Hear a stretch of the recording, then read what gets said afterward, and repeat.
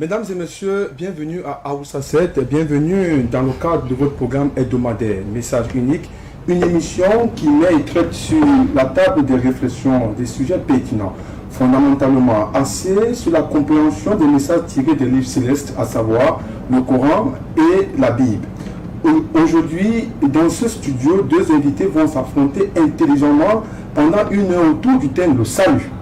Sa définition selon la Bible et le Coran et ses stratégies, ou je vais dire ses sources de révélation pour sauver l'humanité et également permettre de parfaire la dimension comportementale des créatures, du Créateur qui est Dieu. Nous aurons également un temps d'arrêt pour des millions et milliers de téléspectateurs qui vont sans doute contribuer et poser des préoccupations autour de cette thématique.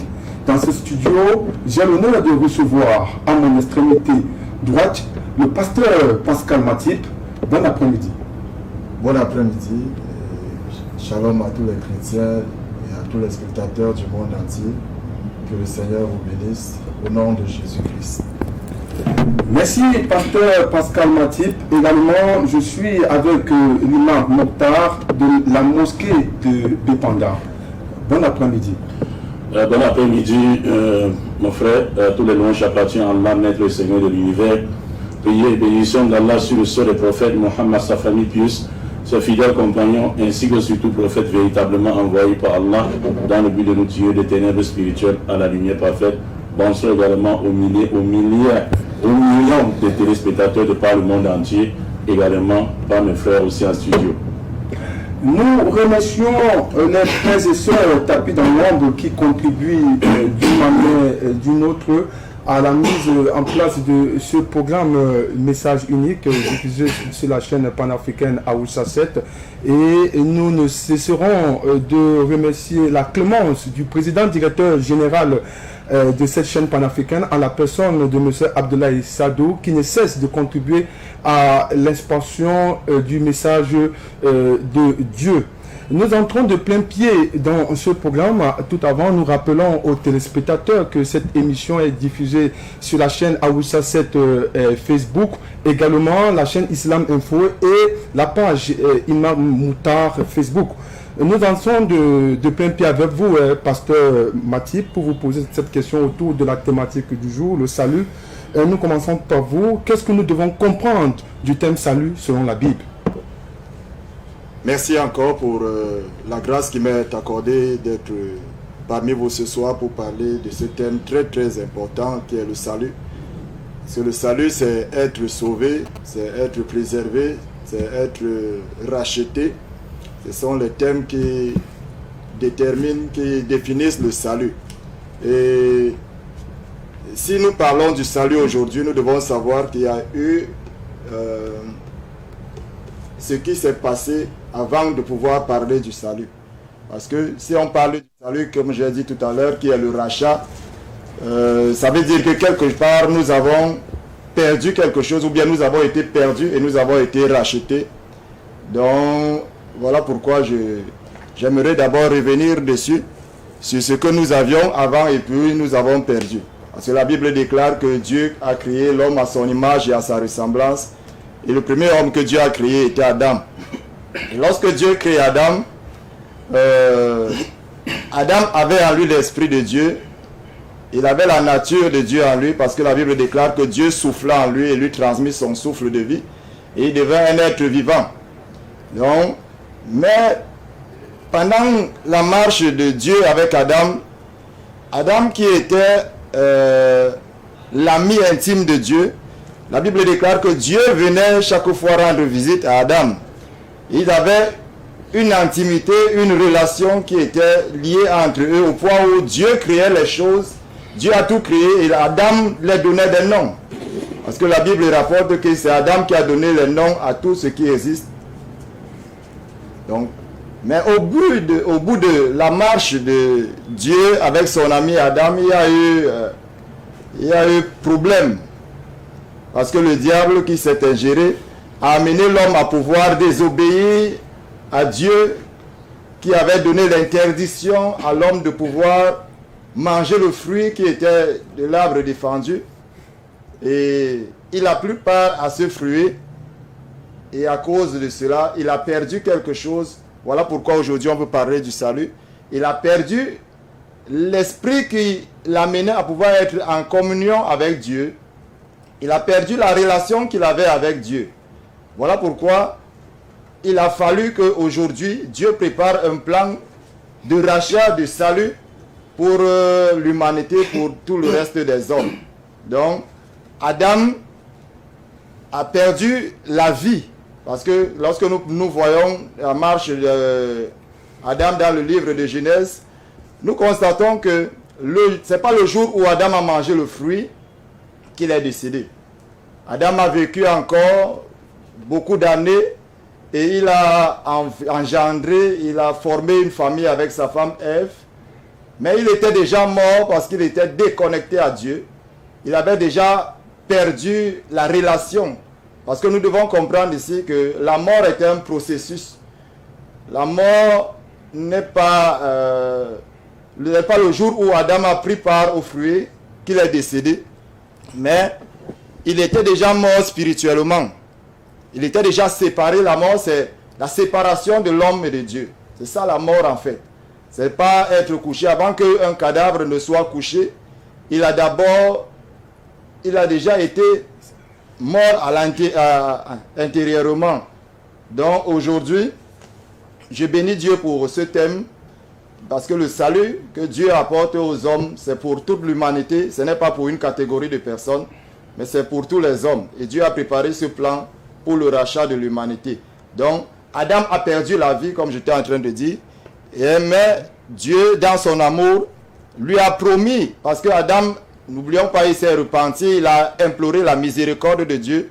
Et Dieu lui a promis le salut. Donc aujourd'hui, après que Adam ait engendré des hommes et des femmes après lui avec sa femme Ève, ces hommes et ces femmes étaient nés déjà sous la corruption. Ils étaient déjà nés pécheurs. Voilà pourquoi David pouvait dire que je suis né dans le péché, ma mère m'a conçu dans l'iniquité. Mais toi, la volonté de Dieu, tu veux que la vérité soit trouvée au fond de mon cœur. Donc David ici reconnaissait qu'il était né dans le péché. Pourquoi est-ce qu'il est né dans le péché? À cause de l'origine du péché du premier homme qui avait affecté toute la totalité des hommes. Donc, ok, merci Pasteur Pascal pour cette définition. Imam Mouta, êtes-vous d'accord avec la définition du thème salut que vient de donner le Pasteur Pascal? Que dit le Saint-Coran à propos?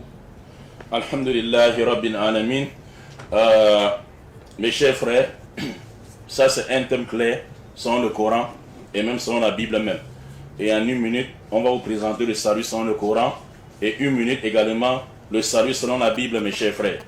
Mes chers frères, la question du salut qui se définit, moi je préfère la définition théologique et non la définition anthropologique. Et selon la définition théologique, le salut, n'est-ce pas, c'est un moyen d'atteindre la félicité de Dieu, également d'échapper à sa damnation, ou la damnation éternelle. Maintenant, Allah dit dans le Coran, chapitre 51, verset 56, A'udhu billahi minash shaitanir rajim, wa ma khalaqtu jinna wa insa illa liya'budun. Je n'ai créé les djinns, c'est-à-dire les esprits invisibles, et, n'est-ce pas, les hommes que pour m'adorer. C'est-à-dire le but pour lequel Allah nous a créé ces trois choses. Premièrement, Allah nous a créé pour le vouer un culte pur et exclusif dans sa seigneurie, dans sa divinité, dans ses noms et attributs. Deuxièmement, nous avons été créés pour fonder, n'est-ce pas, notre vie sur les injonctions, n'est-ce pas, en obéissant à notre Seigneur pour atteindre sa félicité éternelle et également en nous détournant, n'est-ce pas, de ses interdits afin d'échapper à sa damnation ou bien à son courroux. Et troisièmement, nous avons été créés pour faire triompher la loi de Dieu sur toute la surface de la terre au détriment du système inventé par l'esprit de l'homme païen, afin que la volonté de Dieu soit faite sur la terre comme au ciel où il n'y a ni démocratie, ni communisme, ni capitalisme, ni encore la mondialisation, mais Dieu règne au ciel en tant que roi et commandant pour le bien-être des créatures célestes et règne également sur la terre en tant que commandant et roi pour le bien-être des créatures terrestres, mes chers frères.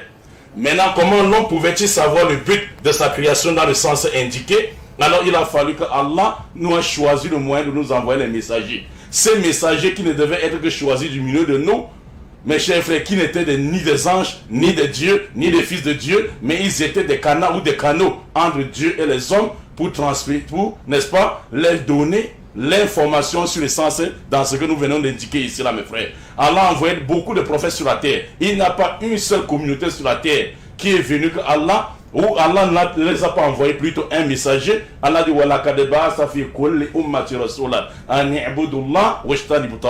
j'ai envoyé dans chaque communauté d'hommes un messager pour inviter les gens au retour, n'est-ce pas, au retour de la félicité éternelle, et également les mettre en garde contre la damnation. Mais curieusement, mes chers frères, après Jésus-Christ, les messagers sont passés, et après Jésus-Christ, mes chers frères, une doctrine montée de toutes pièces naquit, n'est-ce pas, dans la péninsule romaine, chez les Romains, et qui stipulant l'idée selon laquelle Adam et Ève auraient commis un péché d'une valeur infinie, et l'être humain étant limité au fini, ne pouvant pas supporter ce péché, il a fallu que l'infini lui-même, selon le pasteur, il descend sur la terre sous forme humaine à la personne de Jésus-Christ, et naître par une femme Marie, est venu sur la terre se faire surprendre, arrêter, ligoter, fouetter et tuer par ses propres créatures, pour que à travers la croyance, à cette croyance, par la croyance de sa mort sur la croix, nous puissions atteindre la félicité de l'Éternel. Et vous voyez, depuis que n'est-ce pas, cette dogme a été créé, ça fait 2022 ans aujourd'hui. Ça n'a jamais transformé une seule rue, un seul quartier ou un seul village moralement, parce que Dieu n'a pas basé le plan de salut de l'humanité sur la mort de quiconque. Jésus-Christ peut revenir mourir même 1 milliard de fois. Il ne changera rien parce que Dieu n'a jamais basé la mort ou le salut de l'humanité sur la mort de quiconque. Et cette doctrine qui sera la cause de la perdition et de la damnation de beaucoup, de la perte de beaucoup au jour du dernier jugement, mes chers frères. Le pasteur est présent et les chrétiens, vous nous écoutez. Il n'y a pas un seul pasteur ou bien un seul chrétien dans le monde entier, pour ceux qui nous suivent, et aussi au Cameroun, qui nous donnera un seul verset où Dieu et ses envoyés disent que pour obtenir l'obtention de la félicité éternelle ou la vie éternelle, on doit nécessairement croire à la mort de Jésus-Christ. Allah avait envoyé les messagers qui ont le sens indiqué. Donc je vous ai dit ici en entame. Mais, mes chers frères, ce que vous allez comprendre, Dieu savait qu'en envoyant ces messagers, ils devaient être tués. Mais ça n'a jamais été le but des messagers. J'ai cité le verset coranique ici. Lorsque vous prenez la Bible dans Luc chapitre 11, verset 49 à 50, Jésus dit ceci: la sagesse de Dieu a déclaré, je leur enverrai les prophètes et les apôtres. Ils tueront d'autres et ils vont lapider d'autres. Mais mes chers frères, regarde, Dieu dit qu'il va envoyer les prophètes et ils seront tués. Mais est-ce que le fait de tuer les messagers veut dire que c'est le but de la mission des prophètes? C'est comme si quelqu'un envoyait l'enfant pour nous chercher, n'est-ce pas, du pain à la boulangerie. Et l'enfant ne fait pas attention, il se fait heurter par une voiture. Il n'y a que quelqu'un de mauvaise foi pour dire nous avons envoyé l'enfant pour se faire tuer. Le but de la mission de l'enfant n'était pas se faire tuer ou l'accident en route, mais c'est la conséquence de sa mission. Dieu dit, je vais envoyer les prophètes, ils vont tuer d'autres, ils vont lapider d'autres, afin qu'il soit demandé le jour du jugement dernier compte à ces gens du sang des prophètes.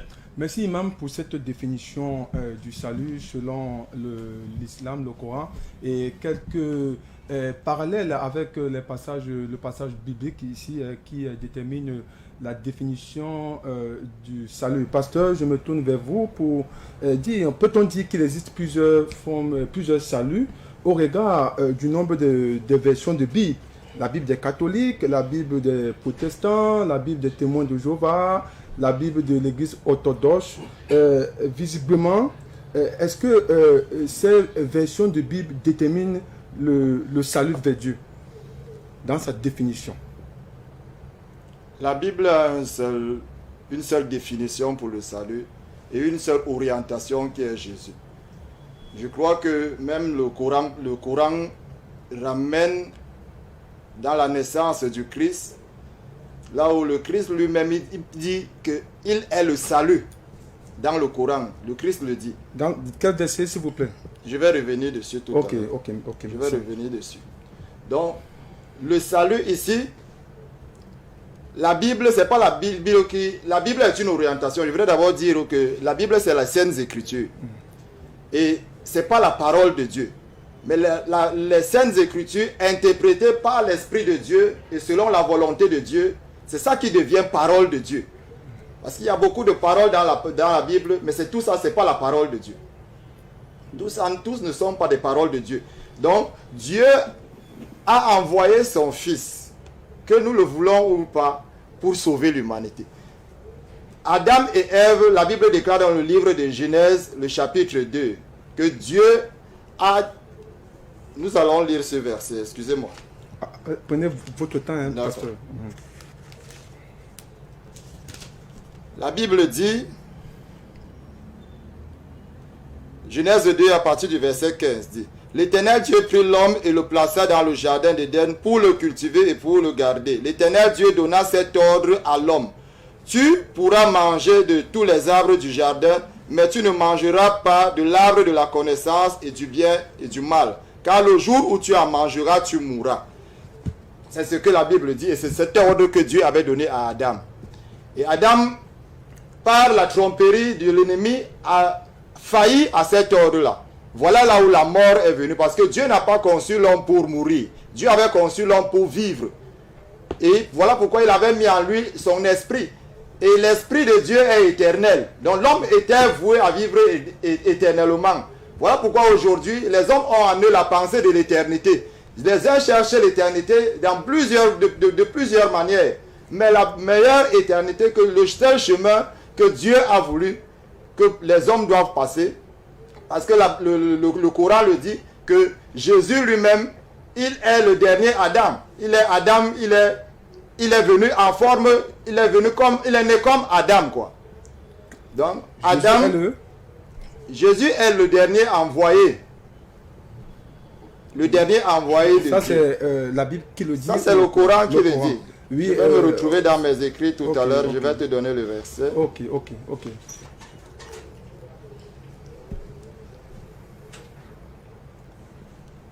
Parce que même dans le Coran, la Bible déclare, le Coran déclare dans la sourate 100, le verset 3, tout homme est pécheur devant Dieu. Donc, et si tout homme est pécheur devant Dieu, pourquoi tous les hommes sont pécheurs devant Dieu? Parce qu'il y a quelqu'un qui a apporté le péché, et tous ceux qui sont nés sur lui sont dans ont hérité de lui ce péché-là. Voilà pourquoi maintenant Jésus naît sans péché. Même le Coran l'atteste que Jésus-Christ est le seul être vivant qui est né sans péché. Et pourquoi il est né sans péché? C'est parce qu'il fallait qu'il vienne et qu'il sorte ceux qui étaient sous le péché de leur captivité et leur apporte la délivrance qu'on appelle le salut. Donc c'est ça qu'il s'agit. Voilà pourquoi, comment faire pour être sauvé. La sourate 101 dit, si tes mauvaises œuvres dépassent les bonnes, c'est l'enfer. Il n'y a pas d'assurance du salut dans le Coran. Il n'y a pas d'assurance du salut dans le Coran. Le Coran ne nous rassure aucun salut. Mais Dieu nous donne l'orientation au travers de son Fils. Parce que même le Coran, j'aime le dire, dit que Jésus est né par l'Esprit de Dieu. L'Esprit de Dieu est entré en Marie. Et Marie a engendré. Et le Coran déclare, parce que aujourd'hui nous devons comprendre que dans le Coran, comme dans la Bible, il y a la parole de Dieu. Mais il y a les hommes qui ont ajouté leur part dedans parce qu'ils veulent apportent des dogmes. La religion égare les hommes. Quand je viens ici, je ne viens pas parler de religion. Je ne viens pas défendre une dénomination ou bien une religion. Mais je viens au nom de la vérité. Donc si nous nous tenons dans la vérité, marchons dans la vérité. Et Christ est la vérité. Lui-même il a dit, je suis le chemin, la vérité et la vie. Donc en dehors de lui, il n'y a aucune autre vérité. Donc lorsque nous voulons chercher la vérité et nous mettons Christ de côté, ou bien nous le mettons au rang des autres hommes, comme s'il était un simple prophète comme tous les autres, alors que la Bible, le Coran disent qu'il est né sans péché et il est né de l'Esprit de Dieu. Il est né de l'Esprit de Dieu. Pourquoi est-ce qu'il est né de l'Esprit de Dieu? Pour nous apporter la pensée de Dieu, parce que nous ne l'avions plus. Étant engendré à Adam qui était déjà déchu, qui avait perdu l'Esprit de Dieu, l'homme ne pouvait plus revenir à Dieu. Quand il déclare que pour nous, les prophètes sont venus pour nous orienter, pour nous montrer la bonne voie, l'homme n'a pas cette capacité. L'homme qui n'a pas été régénéré n'a pas la capacité de pouvoir revenir vers Dieu. Okay. Il n'a pas cette capacité. Voilà pourquoi il a fallu que Dieu envoie son Fils et que Dieu vienne encore renouveler son esprit dans le cœur des hommes. Parce que quand on parle aussi, tu ne peux pas, il n'y a pas de salut sans nouvelle naissance. Il n'y a pas de salut sans régénération. Il faut être régénéré dans ton homme intérieur. Voilà pourquoi Jésus, dans cet entretien avec Nicodème, lui dit que tu ne peux pas entrer dans le royaume, tu ne peux même pas voir le royaume si tu ne nais de nouveau. Il faut naître dans ton esprit. Et aujourd'hui, nous connaissons, la Bible déclare que celui qui a l'esprit de Dieu connaît les choses de Dieu. Mais les hommes aujourd'hui n'ont pas l'esprit de Dieu. Ils veulent parler les choses de Dieu. Ils veulent pas apporter le Dieu qui est spirituel. Ils veulent l'expliquer mécaniquement, théoriquement, avec du matériel palpable. Merci, et pasteur. cela n'est pas possible. Merci, pasteur. Merci. Imam Mouta, nous avons religieusement écouté le pasteur qui s'est appuyé sur un certain nombre de versets, en l'occurrence dans la Bible, la Genèse 2, verset 15, qui détermine que le salut forcément passera par Jésus, qui est qualifié dans la Bible avec toutes ses qualités. Et il s'est également élargi dans sa recherche en allant voir les sourates 100 et 101 qui prouvent que l'islam ne garantit pas le salut au regard d'un certain nombre d'éléments détaillés dans le Coran. Je voudrais venir vers vous pour vous dire qu'à la lumière des enseignements tirés dans le Coran, on peut se permettre de dire que le salut vers Dieu est resté le même depuis la création des mondes et des hommes, avec un H bien sûr. Pour tous ceux qui nous suivent, n'est-ce pas, de par le monde entier, vous allez constater que le pasteur est victime des ambiguïtés. Tantôt il dit que le Coran apporte le salut en montrant que Jésus-Christ est saint selon le Coran. Et en même temps il dit que le Coran, n'est-ce pas, ne garantit pas le salut. Pourtant c'est ce même Coran qui prouve que Jésus est saint. Le pasteur est victime des ambiguïtés. Et ça c'est depuis la dernière émission. Il vous dit ici que Jésus est un envoyé dans ce développement. N'est-ce pas, il a dit la fois parce que Jésus était Dieu. On attend la repentance du pasteur, est-ce qu'il va prendre le temps pour dire que non, Jésus, j'ai reconnu après le dernier débat que Jésus-Christ n'était pas Dieu, mais un envoyé de Dieu, comme il vient de déclarer. Il dit Jésus le dernier envoyé. Et ce que je lui disais la fois passée, que l'envoyé n'est pas plus grand que celui qui l'a envoyé, Jean 13, 16. Pendant qu'il divinisait Jésus-Christ, Dieu merci, alhamdoulilah qu'il est revenu. On revient sur ce que le pasteur dit. Le pasteur dit premièrement, il dit Jésus-Christ était envoyé à l'humanité entière. Il y a même le chrétien qui fait, n'est-ce pas, l'église, la messe de dimanche ne dit pas ça. Parce que Jésus dit dans Matthieu 15, 24, je n'ai été envoyé qu'au brebis perdus de la maison d'Israël. Il n'a jamais été envoyé pour l'humanité. 1. 2. Le pasteur dit, lorsqu'il prend Genèse 2, verset 15, que la mort est entrée par Adam. Dieu dit à Adam, le jour que tu mangeras, tu en mourras. Ça veut dire Dieu a prononcé le mot mort avant que Adam commette même son acte. Si Dieu a prononcé le mot mort avant que Adam commette son acte, ça veut dire que la mort existait avant Adam. Et c'est ce que nous disons toujours au pasteur, que toute chose, n'est-ce pas, avant de se matérialiser, vit d'abord dans la préscience de Dieu. Dieu dit ceci dans Jérémie chapitre 1, verset 4 à 5. Fils de l'homme, je t'ai connu avant que tu sois dans le sein de ta mère. Et je t'avais établi prophète de nation. Comment Dieu avait établi Jérémie prophète de nation alors que Jérémie n'était même pas encore dans le ventre de sa mère. Dieu dit, je t'ai connu avant que tu sois dans le sein de ta mère. Et je t'avais établi prophète de nation. Donc Dieu dit, le jour que tu as mangé, tu en mourras. Ça veut dire que le mot mort a existé dans la présence de Dieu avant de se matérialiser par l'acte d'Adam selon lui. Maintenant, le pasteur dit ceci. Il y a dit beaucoup de paroles, n'est-ce pas, qui ne tiennent pas à sa place, mes chers frères. Et il dit que Jésus-Christ est sans péché. Et tous les prophètes sont des pécheurs. Jésus donne d'abord la position musulmane. Chez nous, les prophètes ne pêchent pas. Ce sont les maasoumoun, les gens qui ne pêchent pas. Péché, c'est quoi? C'est la transgression volontaire de la loi ayant connu le bien et le mal. Mais les prophètes qui sont les centres de vertus humaines, les centres où la loi de Dieu est connue, ce n'est pas les prophètes qu'on connaît la loi de Dieu. Comment ils sont les premiers à porter cette loi et comment ils sont les premiers à désobéir à cette loi, comment ils sont venus enseigner aux gens. Les prophètes ne pêchent pas chez nous. Les pasteurs confondent toujours péché et erreur. Demandez, n'est-ce pas, aux avocats qui nous suivent, est-ce que les péchés c'est l'erreur, même en termes juridiques. Le péché n'est pas l'erreur. C'est ça là que le pasteur confond. Mais maintenant je vais sortir un verset. Je voulais lire dans la Bible du pasteur, si le pasteur me permet. Job chapitre 33, verset 9. Pasteur, si vous me prêtez, n'est-ce pas, votre Bible. Job chapitre 33, verset 9. Oui, Inch'Allah, Job, merci pasteur. Dans Job chapitre, n'est-ce pas, 33, verset 9. Job. Oui, je veux que vous lisez ceci là, s'il vous plaît. Job chapitre 33, verset 9. Chapitre 33, le verset 9. Ok, dans Job chapitre 33, verset 9, Je suis pur. Je suis sans péché. Ça va. Je suis Est-ce né que tu as compris, et à pasteur? point- Je suis pur. Je suis né comment? Sans péché. Ce n'est pas Jésus qui parle ici. C'est Job. Qui vous a dit que c'est Jésus qui est sans péché? Et vous dites que Jésus est sans péché selon le Coran. Non, Jésus est sans péché selon le Coran grâce à l'invocation que sa grand-mère Anna avait fait dans le Coran, chapitre 3, verset 35. Elle dit, oh Allah, voici ma fille Marie que j'ai donnée au monde. Préserve-la et sa descendance contre Satan le maudit. Roulam Zakiya. C'est pour ça qu'Allah appelle Jésus Roulam Zakiya, veut dire un fils pur. Grâce à l'invocation de sa grand-mère Anna, selon le Coran. Voilà pourquoi, pasteur, limitez-vous dans la Bible. Parce que la Bible, d'abord, comprendre que chez les chrétiens, ils ont des difficultés pour ça. Ce n'est pas le Coran qui est l'océan que vous allez, n'est-ce pas, puiser. Le Coran, il y a tout un processus pour comprendre le Coran, mon frère. Il y a l'étude de la langue arabe, comprendre la langue arabe. Il y a, n'est-ce pas, les étymologies du Coran, la science, n'est-ce pas, de l'abrégé, de l'abrégé et tout ça qu'il faut connaître. Donc, ne vous aventurez pas dans le Coran. Je dis ceci.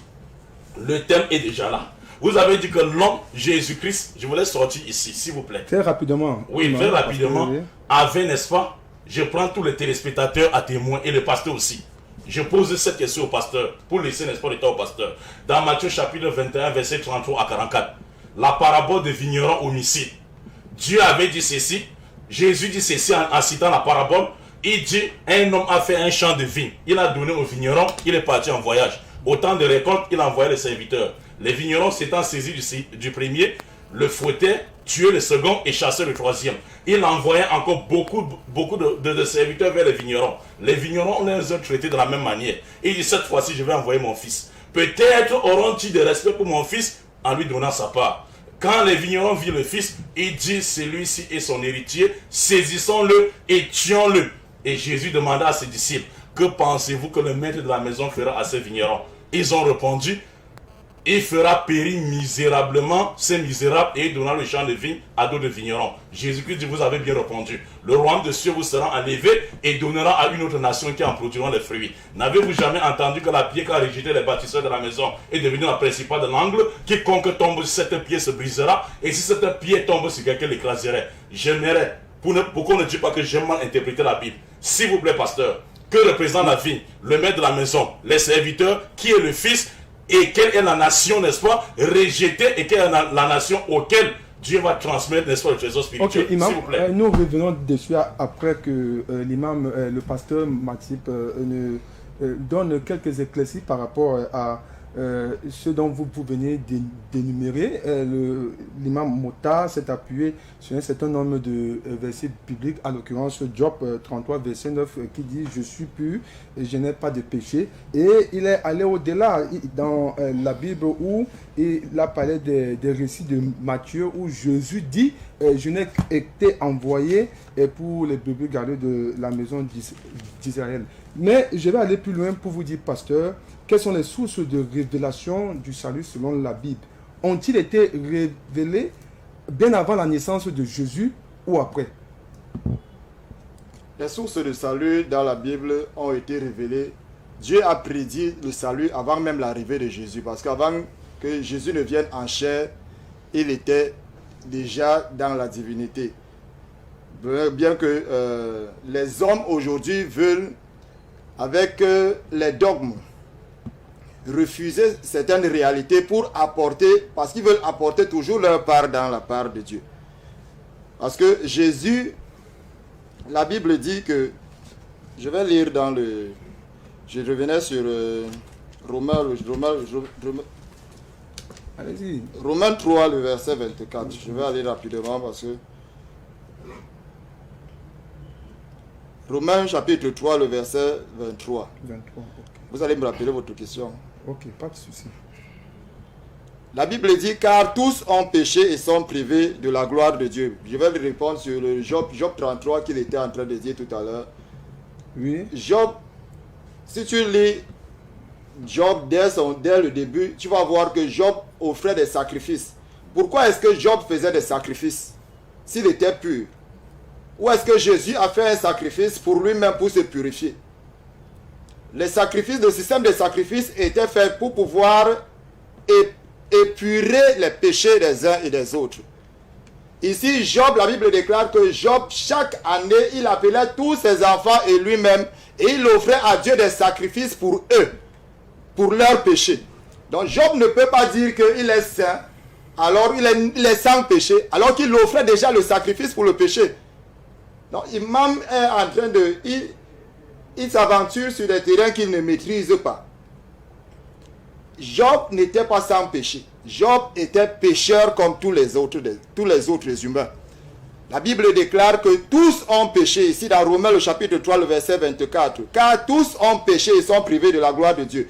Et je vais lire, parce qu'il dit, c'est la prière de Myriam qui a permis que Jésus, franchement, soyons sérieux. C'est cette prière qui a fait que Dieu envoie son esprit dans le sein de Marie. Est-ce que c'est cette prière-là qui a interpellé Dieu à envoyer son esprit dans le sein de Marie? L'imam, l'imam va se justifier. Bon, vous pouvez continuer. Voilà. La sourate 40, le verset 1. Le péché du prophète de l'islam. Sourate 40, le verset 20. Tous ont péché, même le prophète de l'islam a péché. Donc on ne peut pas dire que les envoyés de Dieu n'ont pas commis de péché. La sourate 40, verset 21 dit quoi? La sourate 40, verset 1 dit, parle du prophète, parle du péché du prophète. Quel prophète? De l'islam. La Bible, le Coran, la sourate 4, verset 11, Jésus est le Messie. La sourate 4, verset 11, Jésus est la parole de Dieu. Ça, c'est le Coran qui dit ça. Et si Jésus est la parole de Dieu, et si Jésus est l'Esprit de Dieu, donc cet Esprit de Dieu qui est venu, il a été conçu sans péché, il est sans péché. Mais vous prenez les hommes qui sont pécheurs pour les sanctifier. Et celui que Dieu a sanctifié, lui-même il a envoyé dans le monde. Vous le prenez, vous le mettez sous la botte des humains et des mortels. Soyons sérieux avec ce que nous faisons. Voilà pourquoi je dis que la religion égare les hommes. Parce que la religion apporte... Il faut sauver la religion à tout prix. Il faut, même s'il faut raconter, soutenir des mensonges pour sauver la religion. Donc il n'y a pas de salut à un autre. Dieu a envoyé son Fils et il est mort pour toute l'humanité. Même la Bible, le Coran le dit que Dieu dit, la conversation de Jésus avec Dieu dans le Coran dit que je vais te faire mourir et je vais te faire revivre.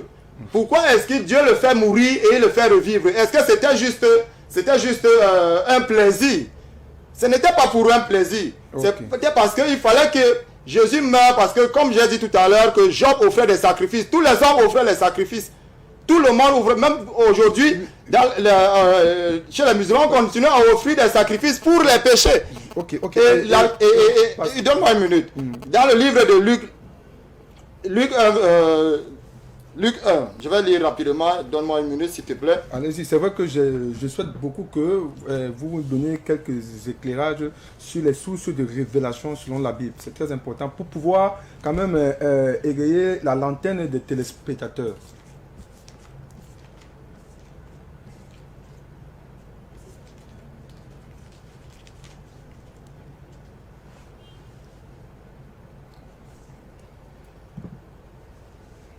C'est bon? Oui, c'est bon. Voilà, ok. Vous pouvez lire.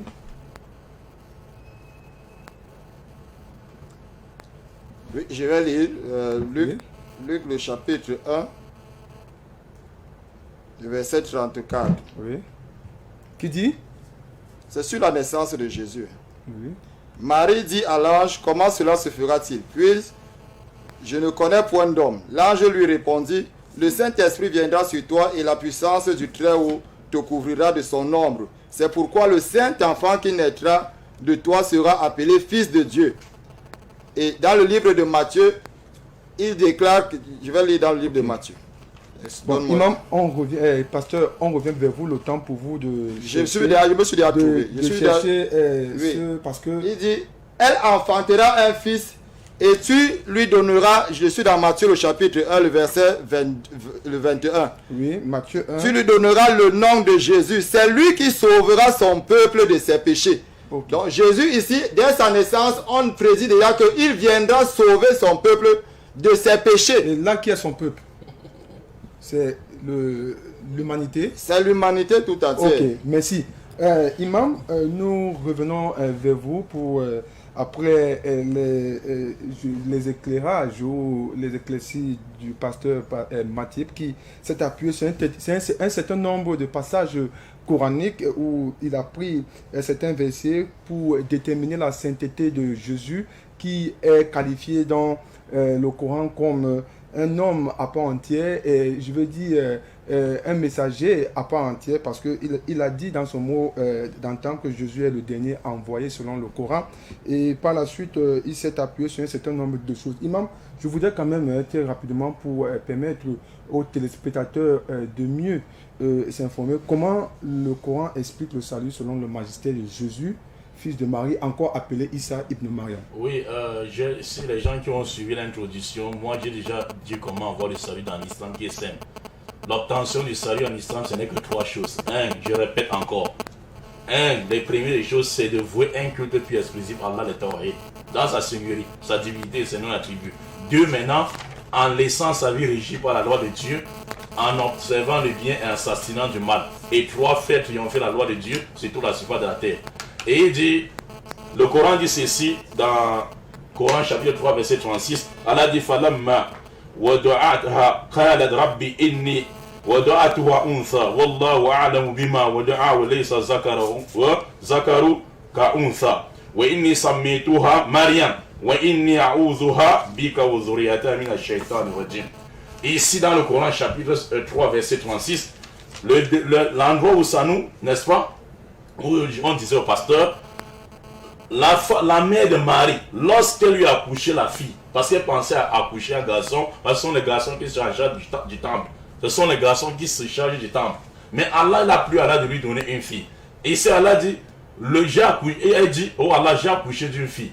Or, la fille n'est pas comme le garçon, parce que selon le Coran, et selon la Bible même, la loi de l'égalité des sexes que les Européens ont amené ici, ça n'existe pas, ni dans aucun livre abrahamique. Maintenant, il dit, oh Allah savait mieux ce dont elle avait accouché. Le garçon n'est pas comme la fille. Je l'ai nommé Marie, oh Allah, et je la place ainsi que sa descendance contre Satan le banni. Marie était sainte selon l'invocation de sa mère et Jésus-Christ également était saint selon l'invocation de sa mère. Mais le pasteur dit ceci, que Jésus, on lui montre le verset, j'attendais qu'il rebondisse dans le verset de Job 33 verset 9, où Job dit je suis sans péché. Là c'est un verset clair, c'est même pas ambigu dans la Bible. Pour montrer que les frères pêchent dans les églises par analogie, dans ce qu'ils entendent, alors qu'ils pêchent dans les églises dans ce qui n'est pas dans la Bible, ce qui n'est pas écrit dans la Bible. Nous disons toujours aux gens, aux Camerounais, aux Africains, au monde entier, lisez. C'est comme, n'est-ce pas, les savants européens disaient, pour garder le trésor africain, il faut le conserver dans un livre. Parce que l'Africain ne lira jamais. Mais maintenant, ce verset maintenant de Job 33, verset 9, oui, où Job dit, je suis né sans péché. Et il dit, Mohammed sallallahu alayhi wa sallam est pécheur, dans le Coran. Et il a demandé pardon pour son péché. Mohammed est pécheur, il a demandé pardon pour son péché. Si on prend même dans ce sens, le pasteur a dit indirectement que Mohammed n'est pas Jésus, selon la Bible même. Dans Luc chapitre 15, verset 7. Écoutez bien, Luc chapitre 15, verset 7. Qui dit? Jésus-Christ dit ceci. Je vous dis en vérité, au jour du jugement dernier, il y aura plus de joie dans le ciel pour un seul pécheur qui se repent, plus que 99 justes qui n'ont pas besoin de repentance. Je répète encore, le jour du jugement dernier, il y aura de joie dans le ciel pour un pécheur qui se repent, plus que 99 justes qui n'ont pas besoin de repentance. Si Mohammed sallallahu alayhi wa sallam était pécheur, il a demandé pardon pour ce péché. Et Jésus était juste, il n'a pas demandé pardon pour ce péché. Ça veut dire, selon le verset, Mohammed vaut combien de Jésus? 99 Jésus, pasteur, selon la Bible. Qui vous a dit que demander pardon pour ce péché? Ou la repentance selon l'islam veut dire que tu as péché. Allah dit, Allah te pardonne tes péchés passés, présents et futurs. Futurs qui n'a même pas encore commis ces défis pardonnés. Sachez, pasteur, que l'effet de pardonner les péchés en islam, ou demander pardon à Allah, c'est un signe de soumission, et non un signe qu'on a obligatoirement fait ce péché. Non. Imam, mais le pasteur dit ici que Job faisait des sacrifices s'il n'était pas pécheur, parce qu'il faisait les sacrifices du péché. C'est ça qu'on appelle la soumission. La soumission. Et s'il n'était pas pécheur, est-ce que il devrait se mettre dans cette posture-là quand on sait qu'on n'est pas pécheur? Par exemple, le centre de vertus humaines. Le centre de vertus humaines. Qui est la référence des pasteurs, des musulmans et des juifs? C'est qui? C'est Abraham. En moins il prend la parole ici, vous dit Abraham c'est un pécheur. Là maintenant la Bible va le maudire. Parce que s'il dit Abraham était un pécheur, la Bible va le maudire. Parce que les chrétiens appellent Abraham le père de la foi. Les musulmans appellent le centre de vertus humaines, le tawhid, le champion du tawhid. Et les juifs disent c'est le père de référence. Le père de la foi même, c'est Abraham. Mais il faisait des sacrifices.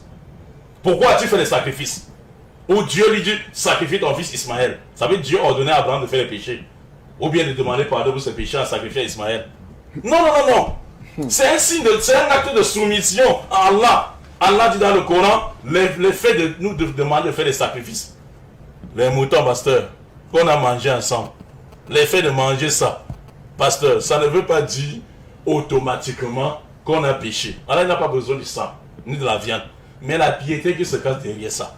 Okay. C'est un signe de soumission à Allah. Ok. Merci, pasteur. Mesdames et messieurs, vous êtes à la chaîne panafricaine Aoussa 7. Vous écoutez votre émission, le message unique qui passe tous les samedis à partir de 14h. Et vous pouvez intervenir parce qu'il est temps pour les téléspectateurs de contribuer à cette émission basée essentiellement sur le thème le salut.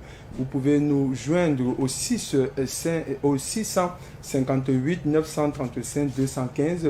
Vous nous appelez, vous présentez ou vous déclinez votre identité, la localité où vous nous appelez et vous donnez votre contribution. Mais nous prenons une pause, on revient après cette page en couleur.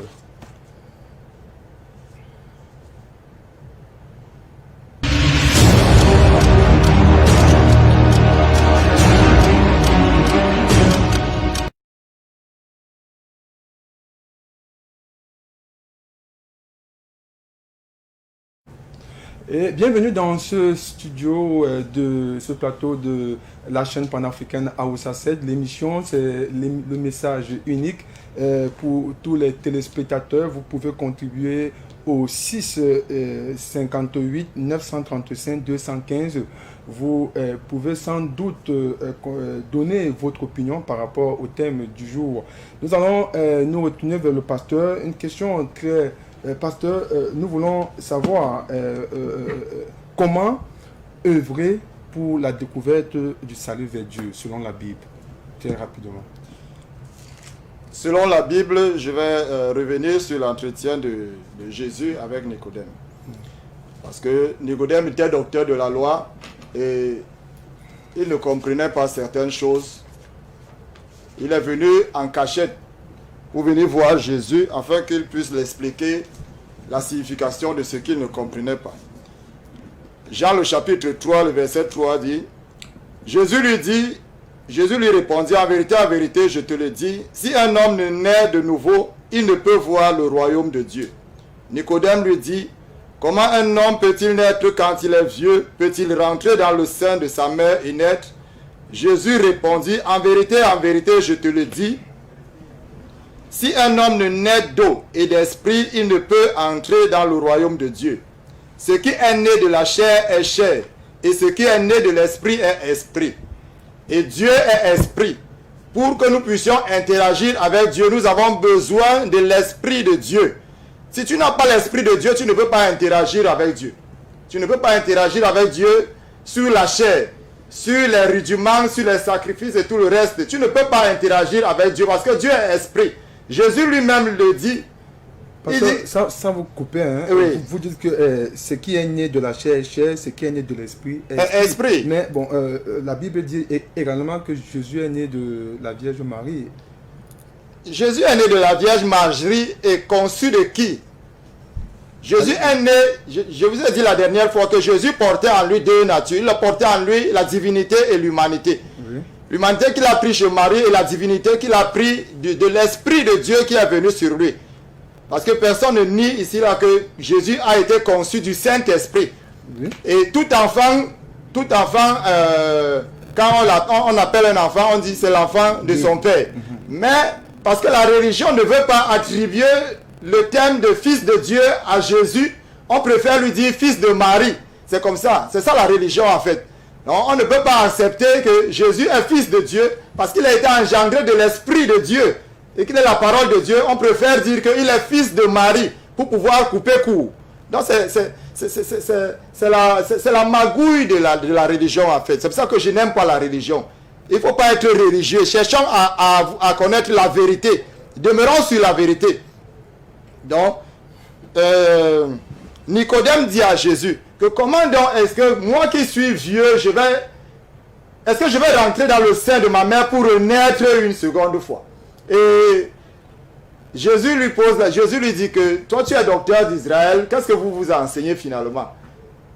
Parce que si je te parle des petites choses comme ça, tu n'arrives pas à comprendre. Donc qu'est-ce que je veux dire par là? Je veux dire que si un homme, comme le disait Jésus, pour le salut, il faut naître de nouveau. Il faut naître de nouveau, ce n'est pas entrer dans le sein de sa mère comme Nicodème posait comme à Jésus, mais c'est naître d'esprit, c'est recevoir l'esprit de Dieu. Voilà pourquoi Jésus, si le Coran reconnaît Jésus, pourquoi vous reconnaissez Jésus en partie et d'autres parties vous ne reconnaissez, vous refusez certaines choses? C'est la religion tout simplement, parce que la religion veut se soutenir, veut se plaire à elle-même et dire que non, nous sommes vrais et nous marchons dans la vérité. Jésus a dit qu'il s'en va au Père, il envoie son esprit. Parce que nous avons perdu l'esprit de Dieu en Adam. Lorsque l'homme a péché, il a été séparé de Dieu. Son esprit n'était plus uni à Dieu. Voilà pourquoi quand Dieu arrive, il pose la question, Adam, où es-tu? Donc comme Jésus pose la question, où l'avez-vous mis? Imam dit que non, Jésus ne connaissait pas là où on avait mis Lazare. Alors que c'est la même chose que Dieu pose la question, est-ce que Dieu ne connaissait pas là où était Adam? Dieu connaissait très bien où était Adam, mais vous voulez lui dire, qu'est-ce que tu as fait? Est-ce que tu as mangé ce que je t'avais interdit? Donc... Ok, pasteur, merci. Imam, nous revenons vers vous parce que le pasteur... Pascal Matip s'est appuyé sur un certain nombre de choses, de passages publics pour qualifier ici c'est-à-dire la sacralité de Jésus, fils de Marie. Et par la suite, il se dit, pourquoi est-ce que vous reconnaissez partiellement les valeurs de Jésus à un moment donné? Il tasse la religion de quelque sorte qui se met à l'épicentre pour pouvoir davantage tirer les ficelles de son côté et empêcher à ce que le véritable message du salut soit connu de tous. Oui, mes chers frères, j'aimerais pas rentrer dans le jeu du pasteur qui sort du thème. Et le thème que nous avons proposé ici à vous, chers téléspectateurs, c'est le salut. Et le pasteur est incapable de nous montrer le salut sans la Bible. Il touche à des points qu'il ne maîtrise pas. Et il est dans la divinité maintenant, pourtant nous sommes dans le salut. Mes chers frères, je vous avais pris quelque chose ici sur la parabole des vignerons homicides, dans Matthieu chapitre 21, verset 33-44, pour le salut de tous les chrétiens du monde entier. Ça se trouve dans cette parabole. Jésus-Christ dit, le maître de la maison.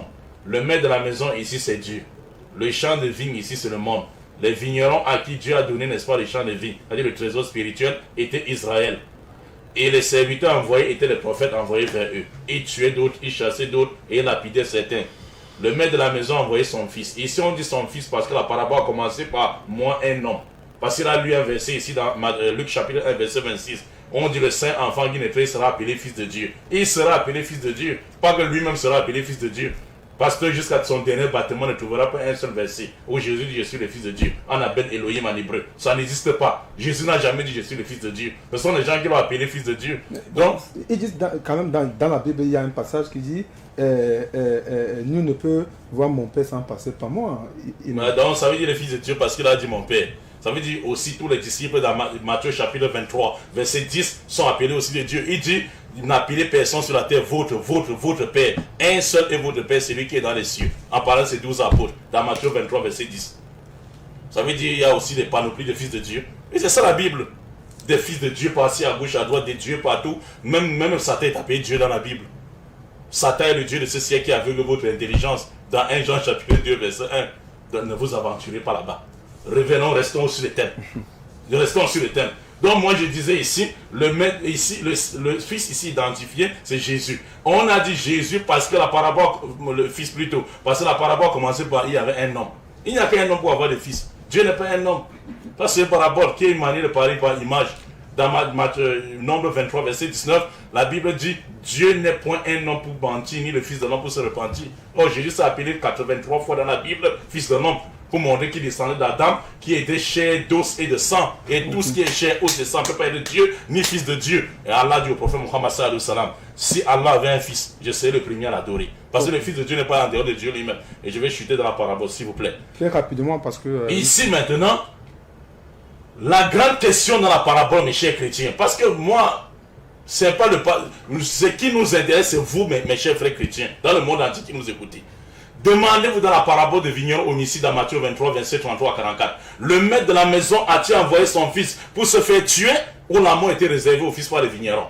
Toute personne à possession de ses facultés mentales et qui lit la Bible, c'est que le maître de la maison n'a jamais envoyé son fils pour se faire tuer. Mais la mort était réservée par les vignerons. Et Jésus l'avait dit dans Luc chapitre 22, verset 1 à 6. Il dit, les scribes et les pharisiens cherchaient à moyen de tuer Jésus à l'insu de la foule. Satan rentra dans Judas. Ce n'est pas Dieu qui rentre dans Judas, ni aussi le Saint-Esprit. Et Judas, là, Satan avait le sacrificateur dans la manière de livrer, n'est-ce pas, son maître. Et maintenant, l'acte des scribes et des pharisiens, c'est ça qui a amené à tuer Jésus. Selon eux, à tuer Jésus sur la croix. Demandez-vous un acte que Jésus qualifie de grand péché. Un seul verset, je me limite. Non. Un seul, s'il vous plaît. Oui, un seul verset. Imam, merci, parce que nous sommes déjà à quelques minutes de la fin de ce programme. Pasteur, je me retourne vers vous, mais avant, je vais ici lire le message d'une téléspectatrice qui dit « Le salut de Dieu est conçu dans le but de sauver l'humanité et il déborde du grand amour et de la grande miséricorde de Dieu pour l'humanité. L'obtenir signifie que nous sommes capables d'accepter le salut de Dieu, de suivre ses paroles et œuvres présentes, de mettre les paroles de Dieu en pratique, de suivre la voie de Dieu et de faire les choses et nous comporter conformément à ses exigences. C'est l'unique moyen par lequel l'on obtient le salut de Dieu. Ça, c'est une réaction d'une téléspectatrice. Pasteur, très rapidement, nous sommes en train de sortir de cette émission. Quel est le mot de fin que vous pouvez donner en guise de... Oui, très rapidement, parce que nous sommes déjà à 3 minutes de la fin de ce programme.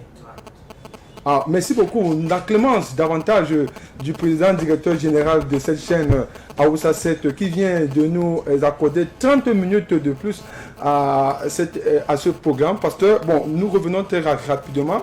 Là, vous reprenez d'abord à la préoccupation de l'imam qui nécessite... Je vais répéter. Voilà, allez-y. Oui, parce que vous m'avez pris ici, là. Oui, oui allez-y très rapidement. Oui. Je disais ceci, mes chers frères. Luc chapitre 22, versets 1 à 6. Les scribes et les pharisiens cherchaient un moyen de tuer Jésus-Christ à l'insu de la foule. Satan rentrait dans Judas. Ce n'est pas Dieu qui rentre, ni le Saint-Esprit. Okay. Et Judas alla s'entendre avec les principaux sacrificateurs de la manière de devait livrer son maître. Mes chers frères, l'acte des scribes et des pharisiens qui cherchaient à tuer Jésus, c'est un acte que Dieu aime ou c'est un péché? Un péché. L'acte de Judas qui va s'entendre avec les sacrificateurs pour livrer Jésus-Christ, moyennement une somme d'argent, c'est un acte que Dieu aime, c'est un péché. Un péché. La question, imam. Maintenant, la question, comment les actes de péché peuvent devenir un moyen pour purifier l'humanité de ce péché? Merci, pasteur. Voilà, vous pouvez nous donner quelques éclairages par rapport à la préoccupation ici soulevée par l'imam Mota. Je bénis déjà Dieu pour la téléspectatrice qui a dit tout à l'heure que l'amour de Dieu a inondé, parce que c'est ce que la Bible dit dans le livre de Jean 3,16 pour pouvoir sauver l'humanité. Car Dieu a tant aimé le monde qu'il a envoyé son Fils unique afin que quiconque ne périsse pas. Donc, parce que les hommes étaient destinés à la perdition, mais qu'ils reçoivent de lui l'héritage de la vie éternelle. Jésus est venu pour donner la vie aux hommes, parce qu'il avait perdu. Je reviens dans la sourate 3 du verset 55. Le dialogue entre Allah, son prophète Jésus. Il dit, je te fais mourir et je t'enlève à moi. Donc, Dieu dit qu'il fait mourir Jésus. Et quand il lui dit, je te relève à moi, est-ce que ce n'est pas de la raison? Dieu qui a fait qui prédit ici la mort de Jésus. Ce n'est pas le diable, ce n'est pas Judas et tout le reste maintenant, mais ici, C'est Dieu lui-même qui parle ici dans le Coran. Il dit, je te fais mourir et je te relève. Donc, je te laisse, tu vas mourir, mais tu vas revenir à la vie. Et Jésus lui-même le dit. Jésus lui-même le dit ici. Je vais lire pour nous ici. Je crois que j'ai un peu de temps. Allez-y, vous avez du temps. Allez, prenez votre temps. Sentez-vous à l'aise, pasteur. Il dit ici dans le Coran ici, ô Marie, dit-il, tu as accompli une chose monstrueuse aux sœurs d'Aaron. Ton père n'était pas un père indigne, ni ta mère une prostituée. Marie fit un signe vers l'enfant. Comment dit-il, parlerons-nous à un enfant, à un enfant qui est au berceau? Mais l'enfant dit, je suis serviteur d'Allah. Jésus ici, dans le Coran, a parlé étant dans le berceau. Il dit, il est le serviteur d'Allah. Il m'a donné l'écriture et m'a fait prophète. Il m'a béni où que je sois et m'a recommandé la prière et l'aumône, tant que je serai vivant, ainsi que la bonté envers ma mère. Il ne m'a fait ni violent ni malheureux, que le salut soit sur moi. Donc le salut était sur Jésus et c'est ce salut que Jésus est venu apporter aux hommes.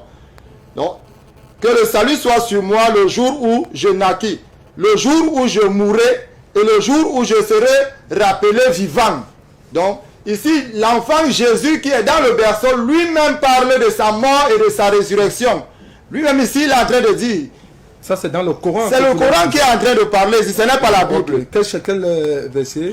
C'est très important pour que les téléspectateurs peuvent aller fouiller. Vous pouvez prendre vos Corans, vous vérifiez. C'est ça le choc des idées et les arguments. C'est la Sourate 19, du verset 16 à 35. J'ai pris une partie de Sourate 19, verset 16 à 35. 16 à 35. Oui. Ok, merci. Allez-y, pasteur.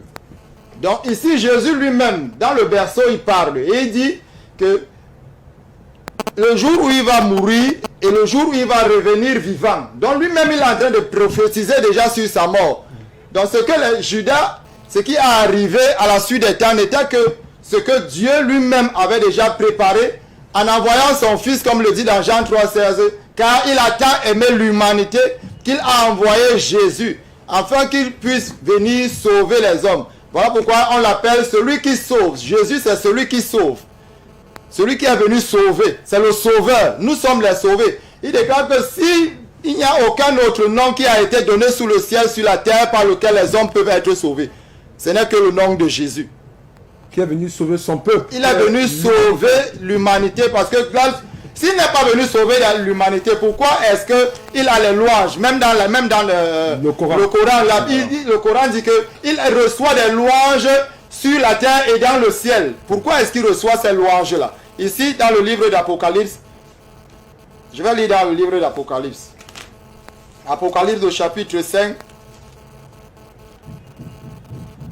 Il disait du Apocalypse chapitre 5, le verset 12. Il disait d'une voix forte, l'agneau qui a été immolé est digne de recevoir la puissance, la richesse, la sagesse, la force, l'honneur, la gloire et la louange. Et toutes les créatures qui sont dans le ciel, sur la terre, sous la terre, sur la mer et ce qui se trouve l'étendue, qui disait à celui qui est assis sur le trône et à l'agneau, soit la louange, l'honneur, la gloire, la force au siècle des siècles. Jésus, si Jésus n'était pas venu sauver, et si Jésus n'était pas fils de Dieu, s'il n'était pas Dieu, pourquoi est-ce qu'il a reçu, il reçoit la louange de toute créature dans le ciel et sur la terre? Jésus reçoit la louange parce que il, déjà de par sa nature, de par sa naissance, il naît en tant qu'esprit de Dieu dans le corps de Marie. Ne l'oublions jamais. La Bible déclare dans le livre de 2 Corinthiens 5, le verset 19, que Dieu était lui-même en Christ, dans la personne de Christ. Dieu était là-bas. Et il sauvait l'humanité, il réconciliait l'humanité avec lui-même Dieu. Donc ce n'est pas une invention ou bien on va chercher des moyens. C'est puisé dans la Bible. C'est puisé dans la Bible. Oui. Donc, et Imam a dit tout à l'heure que pour le salut à 3 volets, je n'ai pas pu noter tout ça, mais il a dit, vouer un culte pur à Dieu. Vouer un culte pur à Dieu, je le dis encore ici, qu'un homme charnel ne peut pas vouer un culte à Dieu. Ce Dieu est esprit et il est vie. Et pour donner un culte à ce Dieu, il faut naître de lui, il faut avoir de son esprit.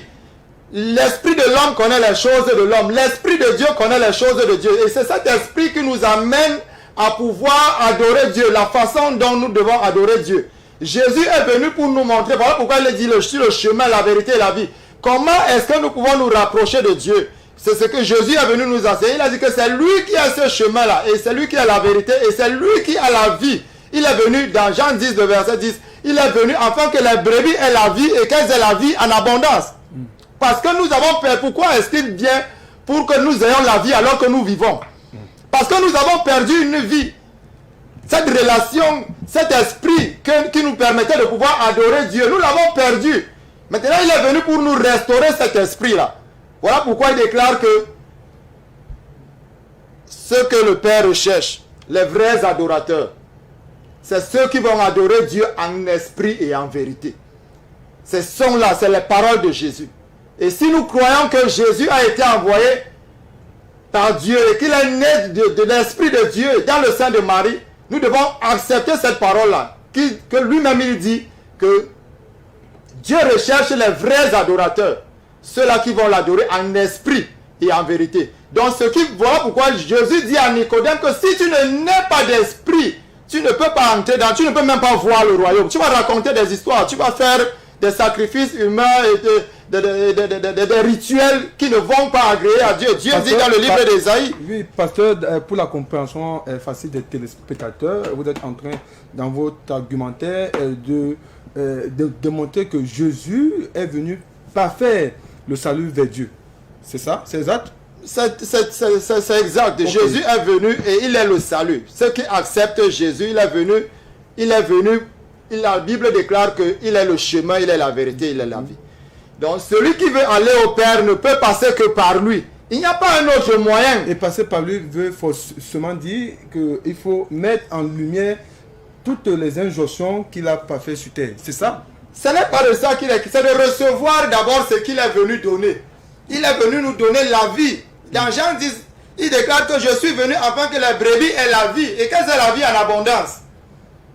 Cette vie-là, c'est son esprit. C'est l'esprit que nous avons perdu en Adam. Oui, bon, pour restaurer l'esprit de Dieu en nous. Comment accueillir alors l'esprit de Jésus? Voilà. C'est ça qu'il faut poser comme question. Comment accepter l'esprit de Dieu? C'est en acceptant d'abord Jésus. Souvent, pour pouvoir suivre le chemin du salut, c'est la question. Parce que je voudrais que nous restons autour de cette thématique, le salut. Nous sommes dans le salut, voilà, mon frère. Nous sommes dans le salut. Si il va dire qu'on est sorti du salut parce qu'il ne comprend absolument rien. Le salut est un paquet.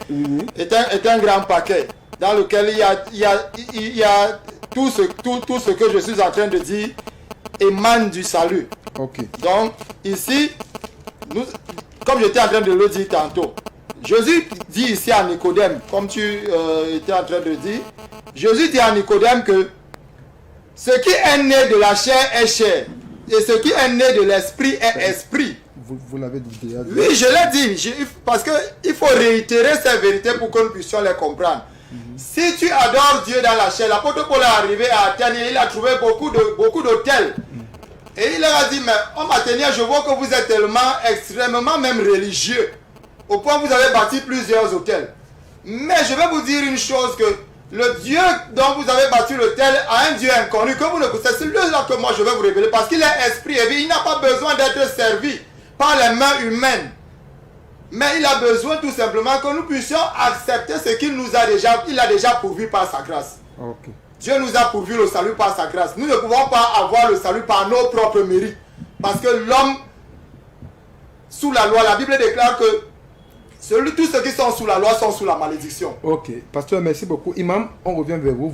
Vous avez écouté le pasteur Batip qui est dans sa quête pour ce savoir universel. Il est allé puiser également dans le Coran où il nous a sorti la sourate 3, verset 35, où vous allez en tant qu'imam, lis pour égayer davantage de téléspectateurs la sourate 3, verset 35 et la sourate 19, le verset 16 à 35, qui qualifie la voie du salut vers Dieu partant de Jésus, fils de Marie.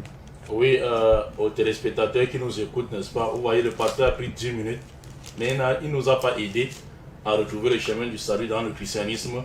Et vous avez constaté vous-même que le pasteur se base dans le Coran pour rechercher son salut. Et c'est ce que nous disons Alhamdulillah. Nous disons Amin. Alhamdulillah. Je ne vous coupe pas, un téléspectateur. Allô? Allô?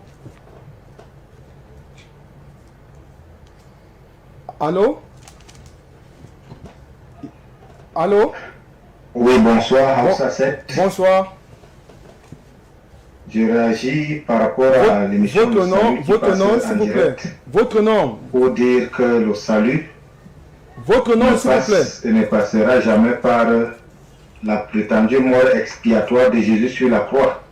Parce que lui-même, Jésus, dans Luc, selon la Bible, bien sûr, chapitre 18, verset 18 à 20, quand on lui posait la question sur la vie éternelle, il leur disait, vous connaissez le commandement.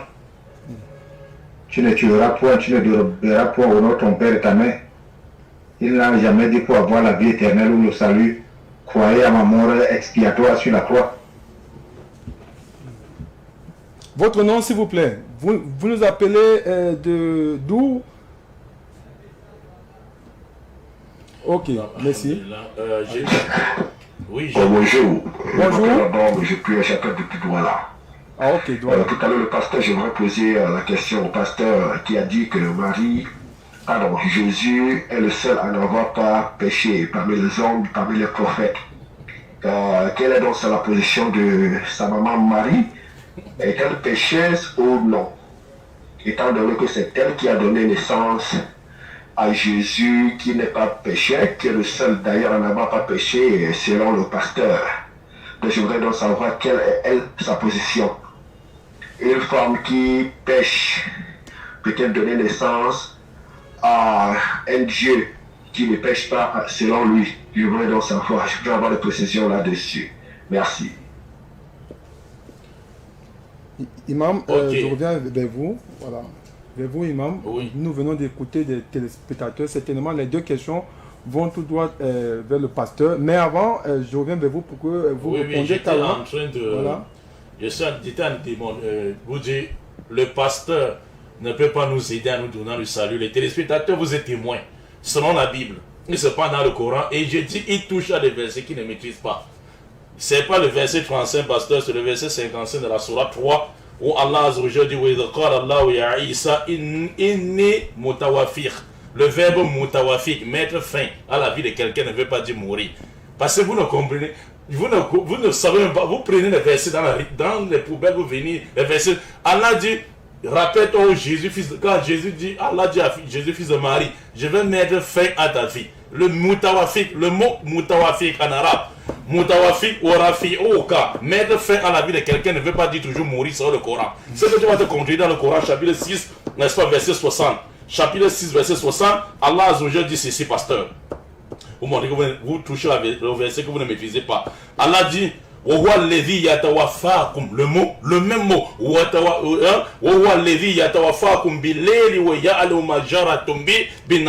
Allah dit, la nuit, c'est moi qui vous mutawafi, qui vous tue tous, qui met fin à votre vie, vous tous. La nuit, je mets fin à votre vie tous, et le matin, je vous ressuscite. Et ça veut dire qu'on est mort. Ne touchez pas le Coran, c'est l'océan. Je vous ai déjà dit ça, que le Coran, c'est l'océan. Mais la Bible même. Restez dans la Bible. Et maintenant, vous avez dit, le Coran a dit, je vais te tuer. C'est écrit où que je vais te tuer. C'est dans quel Coran vous avez lu? Il a parlé de la sourate 3, verset 55. Ce n'est pas écrit là-bas. Allah dit, rappelle-toi Jésus que Allah dit à Jésus, je vais mettre fin à ta vie terrestre. C'est pas que je vais te tuer, Jésus. Je vais mettre fin. Mais la vie, fin à la vie de quelqu'un ne veut pas dire toujours mourir. Non. Dieu a mis fin à la vie d'Enoch dans Genèse chapitre 5, verset 24. Enoch est allé au ciel sans passer par la mort. 1 Roi chapitre 16, verset 16 à 19, jusqu'à 24. Élie dans le tourbillon est passé, est allé au ciel sans passer par la mort. Mais Allah a mis fin à sa vie terrestre. Donc, pasteur, restez dans la Bible. Et là même dedans, s'il y a un problème. Vous touchez, il touche encore le verset, la sourate 19, à partir du verset 16. Le 16 à 35. Pourquoi le pasteur a-t-il sauté, n'est-ce pas, le verset 12? Dieu dit à Jean-Baptiste, tiens fermement la Torah, je t'ai fait prophète. Et il obéit tant que tu vis à ton père Zacharie et ta mère Élisabeth. Et Jean-Baptiste Yahya dit, paix sur moi, le jour où je naquis, le jour où je serai mort et le jour où je serai ressuscité. Avant même Jésus, dans la même sourate. Ça veut dire Jean-Baptiste est ressuscité aussi. Pasteur, restez dans la Bible. Pasteur, ne touchez pas au Coran. Mais nous ne sommes pas comme vous, on vient rester là pour parler, n'est-ce pas, de la Bible alors qu'on ne maîtrise pas notre livre. Non. Nous sommes sortis de notre livre parce que Allah a dit dans le Coran, chapitre 13, verset 43, ceux qui ne croient pas disent Muhammad, tu n'es pas le messager d'Allah. Dis, et nous vous dit. Allah suffit comme témoin. Et rappelez-vous dans Romains chapitre 9, l'apôtre Paul disait que tout homme soit reconnu menteur et Dieu véridique. Dieu dit à Muhammad sallallahu alayhi wa sallam, Allah suffit comme témoin. Et ceux qui ont la connaissance du livre sont aussi témoins. Donc, maintenant, Dieu dit, même ceux qui ont la connaissance, c'est pour ça que tu vois les pasteurs deviennent musulmans. Ceux qui ont la connaissance du livre. Et les musulmans. Pas n'importe qui. Et les imams deviennent pasteurs. Bon, maintenant, je reviens ici. Le thème est sur la table. Oui, on a un téléspectateur qui nous envoie une voix depuis le Togo. C'est dans l'Afrique de l'Ouest. Nous allons l'écouter. Si la technique, la régie, c'est bon, nous l'écoutons. Salam alaikum, je suis en train de regarder en direct votre émission sur le thème le salut entre un pasteur et un imam. Et je voulais intervenir suite à l'argumentation du pasteur qui est en train de tenter à expliquer et d'une manière erronée, si je peux le dire, le Coran. Il ne faut pas que les gens essaient d'interpréter le Coran parce que de nos jours, le Coran est une application que chacun peut se permettre d'avoir ça sur son Android. Sinon, l'interprétation qu'il est en train de donner sur les versets coraniques sont tellement erronées que lui-même, il n'est pas en train de savoir ce qu'il va dire. Tout ce qu'il est en train de dire là-bas n'est que des interprétations erronées. Nous sommes des téléspectateurs, mais nous savons tous que ce qu'il est en train de dire, c'est pas vrai. Okay. S'il veut réellement savoir la vie de Jésus, la mission pour laquelle Jésus a été envoyé sur cette terre, il n'a qu'à aller, on va l'apprendre ça dans le Coran et il va savoir réellement que ce qu'il est en train de dire, ça serait différent de ce qu'on doit lui dire. D'où il a besoin d'un enseignement tellement approfondi sur le Coran avant de comprendre la vraie mission de Jésus-Christ sur cette terre. Et non ce que eux, les chrétiens, donnent comme ici la mission de Jésus-Christ. Non. Lisons, pasteur. Le verset 157 de la sourate. Ok, merci, chers téléspectateurs. Vous nous appelez depuis le Togo. Merci. Pasteur, nous revenons vers vous. Il y a eu 3 téléspectateurs qui ont intervenu. Le premier qui dit que Jésus n'a jamais dit dans la Bible qu'il est mort sur la croix pour démontrer en quelque sorte le salut vers Dieu. Et le deuxième téléspectateur qui vous a parlé de la position de Marie, sa mère, lorsque nous disons que Marie, qui est née de Jésus, quelle est sa place, elle, parce qu'elle qui a enfanté Jésus, même si c'est l'union entre le Saint-Esprit et elle, mais c'est qu'on le veut ou pas, c'est elle qui est la maman de Jésus. Et le troisième téléspectateur vous interpelle sur l'interprétation faite par vous dans le Coran, qui est une interprétation erronée. Que pensez-vous de toutes ces préoccupations? Avant de revenir sur l'imam qui m'a remis son téléphone pour que je vous lise à mon dos vision ce que dit le verset dont vous avez évoqué. Surah 4, verset 157. Lisez un peu au pasteur. Bon, qui répond d'abord aux préoccupations des téléspectateurs. D'accord. Je bénis déjà Dieu pour les téléspectateurs qui nous écoutent et ceux qui prennent la peine de pouvoir appeler. Que le Seigneur vous bénisse. C'est vrai que certains diront que si mon interprétation du Coran ne te plaît pas, tu vas dire ce que tu vas prendre ça de ta manière. Erroné. Oui, il parle d'erroné. Si lui il interprète la Bible, je vais le dire aussi. Je peux dire aussi à Imam Mokhtar que la façon dont il interprète la Bible, c'est une façon erronée. Il l'interprète sans comprendre. Parce que la Bible aussi, il parle du Coran qui est un océan. Mais le Coran, lui, la Bible, le Coran lui-même, Mohammed lui-même dit que il a reçu juste une partie. Une partie de la connaissance et l'autre partie, la Bible aussi la détient. Donc, il va falloir que ceux qui lisent le Coran s'inspirent de la Bible. Mais qu'ils ne viennent pas pour pouvoir critiquer comme les imams Mokhtar le font. Non. Mais qu'ils viennent plutôt puiser, qu'ils viennent apprendre, comme le téléspectateur est en train de dire. C'est moi qui t'invite plutôt à apprendre de la personne de Jésus et de sa mission. Parce que Jésus est venu, il est venu pour donner sa vie. Il n'a pas besoin de pouvoir... j'ai pas besoin ici, je vais lire un peu... ici, je vais parler un peu de la mort de Jésus. Comment est-ce que le Coran nous explique que Jésus est mort? Comment est-ce que Jésus est-il mort dans le Coran? Je voudrais... l'imam va répondre tout à l'heure. Imam, voilà, vous allez répondre à cette préoccupation. Parce qu'il a dit... Mais bien avant, je vais lire la sourate 3... La sourate 3, verset 4, pardon, la sourate 4, verset 157 qui dit, et imam, je lis, et pour les téléspectateurs, et à cause de leur parole, pardon, nous avons vraiment tué le Christ, Jésus, fils de Marie, le messager d'Allah. Or, ils ne l'ont ni tué, ni crucifié, mais ce n'était qu'un faux semblant. Et ceux qui ont discuté sur son sujet sont vraiment dans l'incertitude. Ils n'en ont aucune connaissance certaine et ne font que suivre des conjonctures et ne l'ont certainement pas tué. Ça, c'est ce que dit la sourate 4, verset 157. Et la suite, verset 158. Mais Allah l'a élevé vers lui et Allah est le puissant et le sage. Imam, ça c'est ce que dit le Coran, la sourate 4, les femmes, verset 157 à 158.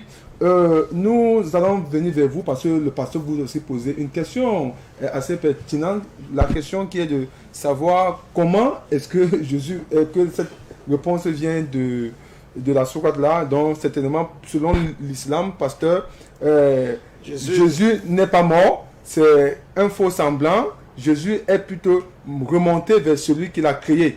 C'est ce que dit les paroles islamiques, en quelque sorte. Pasteur, nous allons quand même rappeler, imam, nous allons rappeler aux téléspectateurs qui peuvent nous appeler davantage au 658 935 215.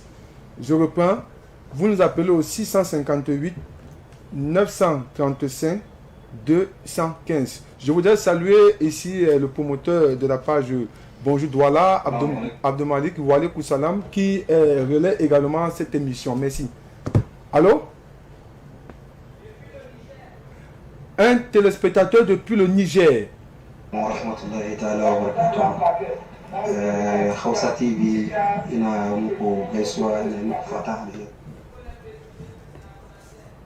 Oui, on vous écoute, c'est en langue vernaculaire, le Haoussa.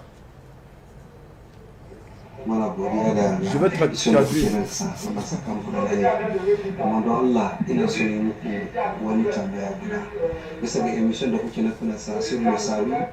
Concernant les religions.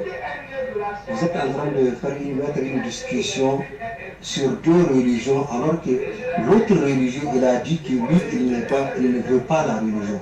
Il veut être sans religion. Comment discuter avec quelqu'un qui n'a pas de religion, avec quelqu'un qui a une religion? Si tu n'as pas de religion, tu as quelle fondation?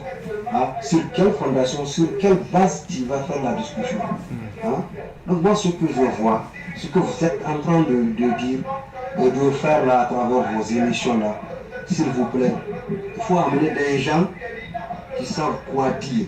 Ce que j'ai constaté, je ne suis pas contre lui, mais à travers ce que je vois et ce qu'il est en train de dire, on dirait qu'il n'a pas la certitude dans la Bible.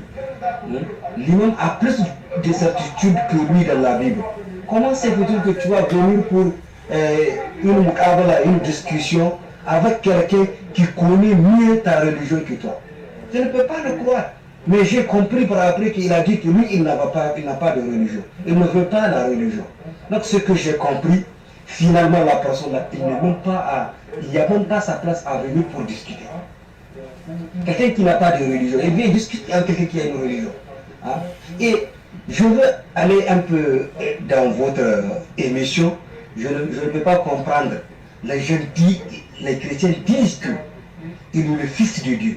S'il vous plaît. Il a mis dans sa tête que si quelqu'un est un fils, il doit avoir un père et une mère. Donc, sa maman là, on comprend que c'est qui son mari? S'il vous plaît. Donc c'est Dieu son mari. Comment on a dit que Dieu n'a pas engendré, on ne l'a pas engendré. Et vous acceptez ça là, les gens disent que oui, il a une mère et c'est Dieu son père. Avec quel lien? Avec quel lien? S'il y a quelqu'un de plus miraculeux que lui, c'est notre premier prophète là, Adam. C'est lui-même qui est, ce que je voulais dire, celui qui est même le plus miraculeux que lui. S'il vous plaît, excusez-moi du terme, mais quand même, et s'il dit que lui, merci mon frère, merci depuis le Niger pour votre contribution. Nous savons naturellement que le pasteur ici est un invité outillé. C'est vrai que dans l'entame de ce propos, il a mentionné tout de même que la religion vient en quelque sorte mettre des disputes entre les religions. C'est vrai que vous l'avez mentionné, que la religion est le problème. Voilà, de cette religion comparée. Mais nous avons considéré l'intervention du frère du Niger comme une contribution. Imam, nous allons sortir très rapidement de ce programme avec une préoccupation en tout, c'est-à-dire lorsque nous voulons qualifier en 2 ou 3 mots le chemin qui mène vers le salut de Dieu, c'est-à-dire c'est suivre ce dont les prédécesseurs ou les pieux prédécesseurs ont fait pour pouvoir parfaire davantage le salut vers l'humanité, ou c'est en quelque sorte se limiter seulement à la parole d'un prophète et qui est certainement Dieu selon le pasteur. Non, dans la Bible. Oui, j'aimerais, n'est-ce pas, donner un verset ici, mes chers frères, parce que le pasteur ne fait que dire, mes chers frères, que la religion, il n'est pas religieux. Or, ce verset-ci va aider les téléspectateurs, parce que ça embrouille un peu les téléspectateurs quand le pasteur dit que la religion n'est pas biblique. Or, la religion est biblique. Jacques chapitre 1 verset 27. C'est ce verset que je voulais donner pour aider Jacques chapitre 1 verset 27, mes chers frères. Et je voulais, n'est-ce pas, que si le journaliste peut lire, n'est-ce pas, aux gens. Jacques chapitre 1 verset 27. Dans la Bible. 1 verset 27.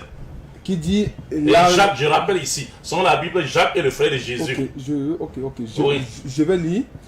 Jacques chapitre 27. Chapitre 1 verset 27. Verset 27.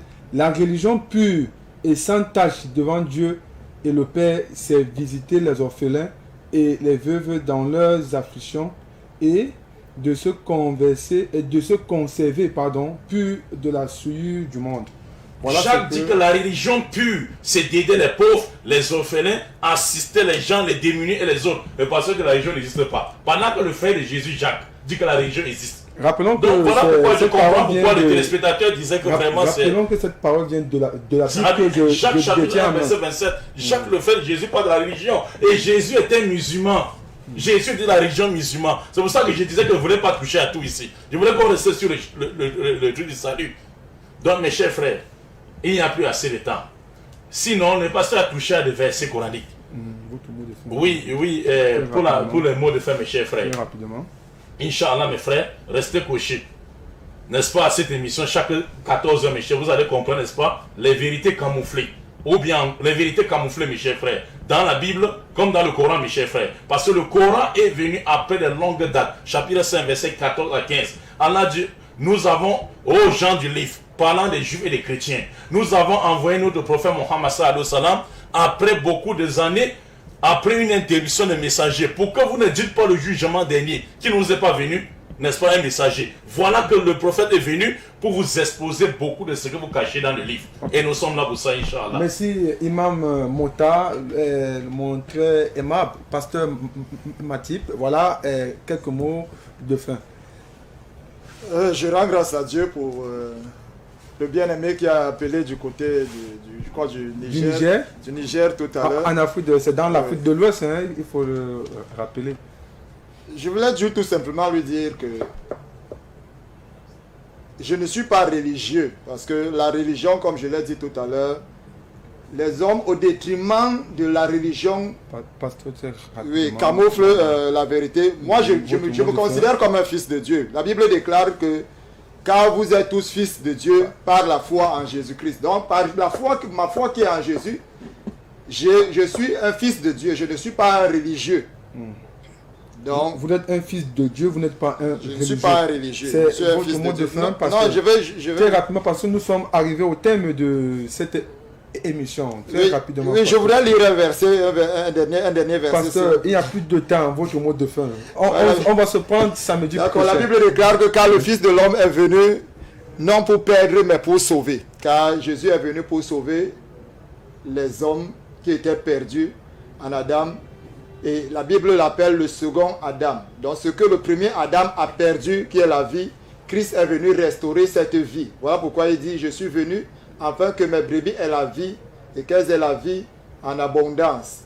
Que le Seigneur vous bénisse. Merci pasteur. Je voudrais, mesdames et messieurs, dire que oui, voilà, c'est pas la guerre des hommes, mais c'est le choc des idées. Mesdames et messieurs, merci. Voilà, mesdames et messieurs, nous étions à l'émission Le Message Unique qui passe tous les samedis à 14h dans la chaîne panafricaine Aoussa 7. Merci pour tous les téléspectateurs, ceux qui ont contribué à la mise sous pied de ce programme et même ceux qui ont contribué à travers leurs réactions. La semaine prochaine, nous allons certainement toucher une autre thématique, sans doute qui va davantage électrifier le cœur, marquer les esprits, et c'est nulle part ailleurs, c'est à la chaîne panafricaine Aoussa 7. Sur ce, votre humble serviteur, Sa Majesté Ismaël Paraïso. Bonsoir.